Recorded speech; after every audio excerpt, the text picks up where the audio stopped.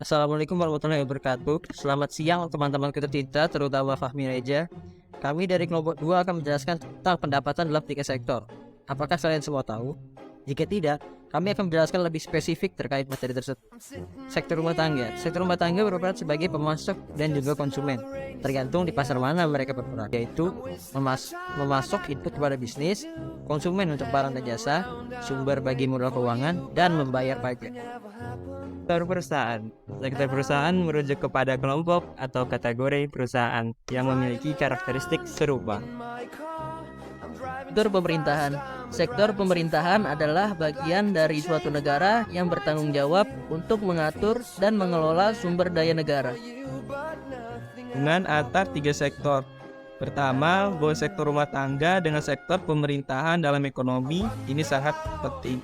Karena sektor rumah tangga merupakan konsumen utama dalam perekonomian yang membeli barang dan jasa dari sektor bisnis dan pemerintahan, di mana konsumsi rumah tangga merupakan salah satu komponen penting dalam perhitungan PDB suatu negara.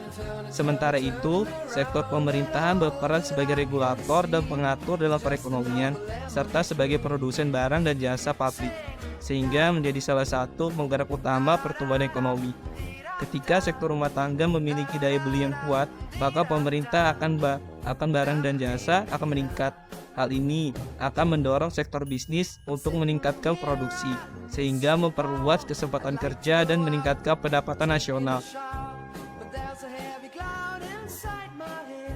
Hubungan yang kedua yaitu hubungan sektor perusahaan dengan sektor pemerintahan dalam ekonomi. Hubungan antar sektor perusahaan dan sektor pemerintahan juga sangat penting dalam ekonomi. Sebagai regulator, pemerintah memiliki peran penting dalam memberikan regulasi dan kebijakan yang dapat mempengaruhi kinerja sektor perusahaan dalam perekonomian. Sektor perusahaan merupakan penghasil barang dan jasa dan juga merupakan penyedia lapangan kerja di perekonomian.